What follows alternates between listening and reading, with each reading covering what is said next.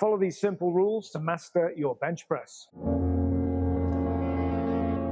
The following rules should apply to everyone, but we're all built differently, so you might need to make some slight adjustments. First thing you want to do is you want to create a solid base. There's an old saying, you can't shoot a cannon out of a canoe. What it means is you need a strong base.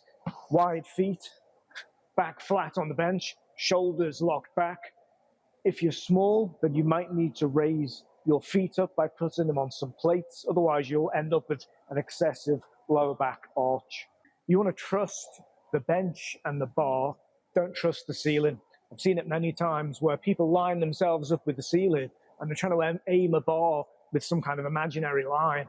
And they're like this when they're pressing. So use the bench and the bar itself as your marker for where you should finish. Next, let's talk about grip. The objective of the bench press is to maximize the tension on the chest and minimize the tension on the shoulders. Too wide means too much shoulders. Too narrow means too much triceps and potentially too much strain on the shoulder. Position.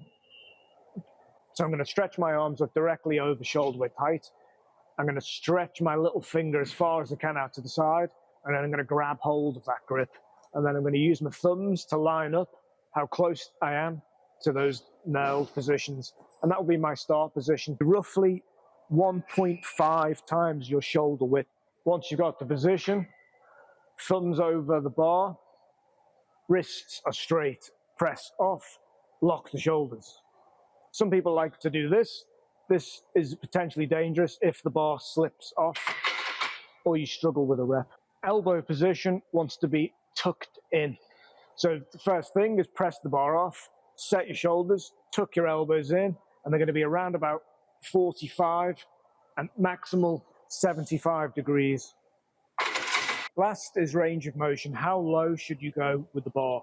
Simple answer, if it's painful to touch the chest or you feel as if it pushes your shoulders forward, then it's too low for you. Don't do it until you build more shoulder mobility. There's nothing wrong with stopping 1 or 2 inches short of the chest.